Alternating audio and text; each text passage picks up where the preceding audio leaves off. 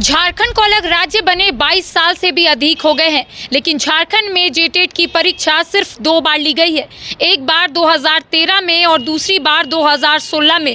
2016 के बाद जेटेट की परीक्षा राज्य में नहीं ली गई है। इस वजह से तमाम जो अभ्यर्थी है वो अपनी आवाज़ को उठाते हुए नजर आ रहे हैं। आप सभी को जानकारी दे दें कि उच्च न्यायालय में 3 अप्रैल को जेटेट आयोजन को लेकर एक सुनवाई होने वाली है और सभी अभ्यर्थियों की नज़र फिलहाल उस सुनवाई में है। इस वक्त हमारे साथ हमारे सहयोगी शहनवाज मौजूद है। हम इन्हीं से बात करेंगे कि 3 अप्रैल काफ़ी खास दिन होने वाला है अभ्यर्थियों के लिए, क्योंकि जेटेट की परीक्षा राज्य में सिर्फ 2016 के बाद नहीं ली गई है। 2013 फिर 2016। अभ्यर्थियों का कहना है कि सुनवाई उनके हित में होनी चाहिए, इसको लेकर वो लोग उम्मीद जता रहे। क्या कुछ अपडेट है? बिल्कुल, देखिए, झारखंड में जो भी अब तक नियुक्तियां हुई हैं, ये जो भी परीक्षाएं हुई हैं, उसमें से मैक्सिमम ये कहें अक्सर व बेशतर जो परीक्षाएं हुई हैं, जो नियोजन हुआ है, वो हाई कोर्ट हो या उच्च न्यायालय हो या दूसरे कोर्ट के माध्यम के आदेश के बाद ही हुआ है। आपको याद होगा पंचायत सचिव का जो मामला हुआ सुप्रीम कोर्ट तक गया, वहाँ से उनको राहत मिली है। इसी तरह 7 जेपीएससी का भी मामला देखें, वहाँ से भी हाई कोर्ट से जब उनको कहीं न कहीं निर्देश मिलता है, उसके बाद ही नियुक्ति प्रक्रिया को अमली जामा पहनाया जाता है। तो ये कहीं न कहीं लगता है कि झारखंड में जितनी भी नियुक्तियां हो रही हैं, जो भी वैकेंसीज आ रहे हैं, उसमें डायरेक्ट इंटरफेरेंस कहीं न कहीं कोर्ट का होता है और कोर्ट के निर्देश के बाद ही कहीं न कहीं जो प्रशासनिक अमला है वो काम करता है।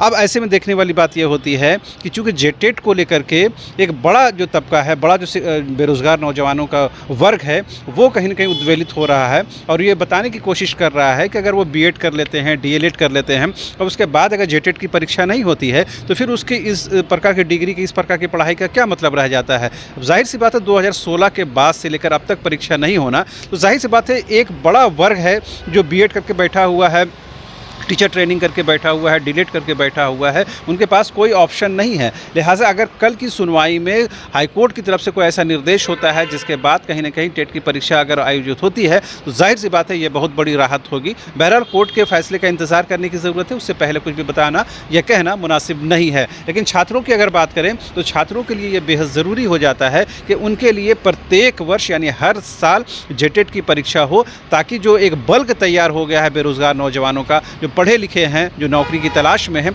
उनको कम से कम नियोजन के साथ जोड़ा जाना चाहिए। लिहाजा कल का दिन बेहद महत्वपूर्ण रहने वाला है। जब हमने शिक्षा मंत्री जगन्नाथ महतो से जेटेट को लेकर बातचीत की थी तो उनका कहना था कि 2022 में ही उन्होंने कहा था कि 2022 में आयोजित होगी। अब 2023 आने वाला है। अभ्यर्थियों का कहना है कि 2013 वालों को नियुक्ति प्रक्रिया से गुजरने का तो मौका मिला था, लेकिन 2016 वालों को नियुक्ति प्रक्रिया से गुजरने का मौका नहीं मिला है। अब सरकार जो है वो जेटेट की परीक्षा आयोजित करेगी, तो 2016 वालों का क्या होगा? 2023 में जो उतने सारे अभ्यर्थी जो एग्ज़ाम देंगे, पास करेंगे, उन लोगों का क्या कुछ होगा? बिल्कुल, देखिए, अजीब सी विडंबना है और अजीब सी हालत है झारखंड की कि एक तो वैकेंसी आती नहीं है, जो वैकेंसी आती है उसमें भी कहीं ना कहीं ऐसे कुछ टेक्निकल एस्पेक्ट आ जाते हैं जिसकी वजह से नियुक्तियां हो नहीं पाती है। अब पिछले दिनों ही झारखंड की हेमंत सोरेन सरकार द्वारा जो नियोजन नीति बनाई गई थी उसे रद्द कर दिया गया है। सरकार भी पशुपेश में की हालत में है, डोलड्रम की हालत में है और छात्र तो पहले से ही परेशानी के सबब में है। यही वजह है कि कल आपने सुना होगा कि नई नियोजन नीति के खिलाफ संथाल परगना के 6 ज़िलों में बंद कॉल किया गया है। अब ऐसी खबरें आ रही कि 10 अप्रैल को पूरे संपूर्ण झारखंड को बंद करने की तरफ जो स्टूडेंट है वो बढ़ते हुए जा रहे हैं। तो ये नाराज़गी केवल जेटेट के अभ्यर्थियों के लिए नहीं है या फिर जो बीएड किए हुए उनके अभ्यर्थियों की नहीं है। ओवरऑल झारखंड में जो स्थिति है रोज़गार को लेकर के, नियोजन को लेकर के, वो अप टू मार्क नहीं कहा जा सकता है। हालांकि झारखंड की हेमंत सोरेन सरकार ये जताने की कोशिश ज़रूर कर रही है कि हम नियोजन के साथ बेरोज़गारों को जोड़ने की कोशिश कर रहे हैं। आपको याद होगा कि पिछले दिनों ही जब झारखंड का बजट सत्र चल रहा था, इस दौरान ही हेमंत सोरेन ने खुद अपने हाथों से झार नियोजन पोर्टल का शुभारंभ किया गया था। हालांकि इसमें सरकारी नौकरियां नहीं मिलेगी, प्राइवेट नौकरियां ही मिलेगी, लेकिन सरकार ये बताने की कोशिश कर रही है कि हम बेरोजगार नौजवानों के साथ हैं। लेकिन सरकार के इस कमिटमेंट को जो बेरोजगार नौजवान हैं वो बहुत ज़्यादा पॉजिटिवली नहीं एक्सेप्ट कर रहे हैं। यही वजह है कि लगातार जो सड़क पर छात्रों का हम जमावड़ा देखते हैं, विधानसभा का घेराव किया जाता है, संथाल परगना बंद बुलाया जाता है, अब संपूर्ण झारखंड बंद कराने की बात कही जा रही है।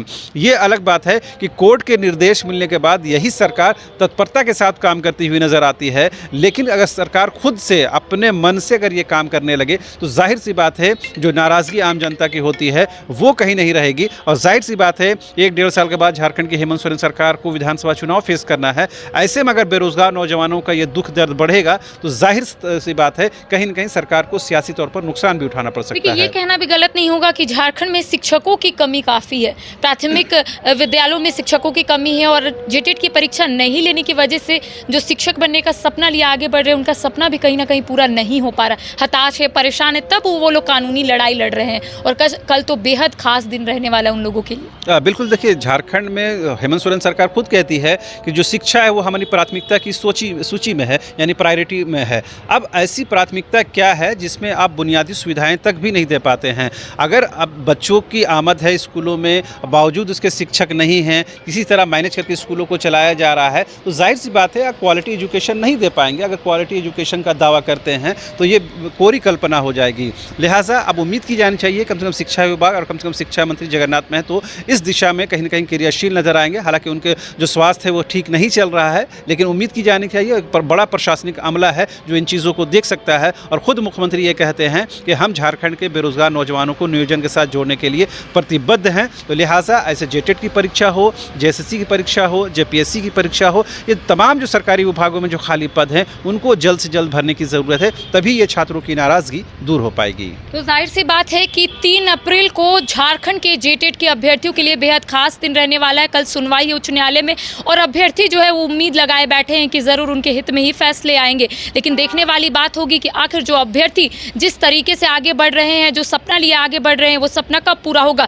क्योंकि एक और जहां शिक्षा मंत्री जगन्नाथ महतो लगातार दावे कर रहे हैं कि जेटेट की परीक्षा ली जाएगी, तमाम जो अभ्यर्थी है वो हताश ना हो, 50,000 शिक्षकों की नियुक्ति झारखंड राज्य में होगी और झारखंड राज्य पहला ऐसा राज्य होगा जहां पर एक साथ 50,000 शिक्षकों की नियुक्ति होगी। अब देखने वाली बात होगी कि आखिर 3 अप्रैल को किस तरीके से जो सुनवाई होगी उसमें क्या कुछ निकलकर सामने आता है। फिलहाल मुझे दे इजाजत, नमस्कार।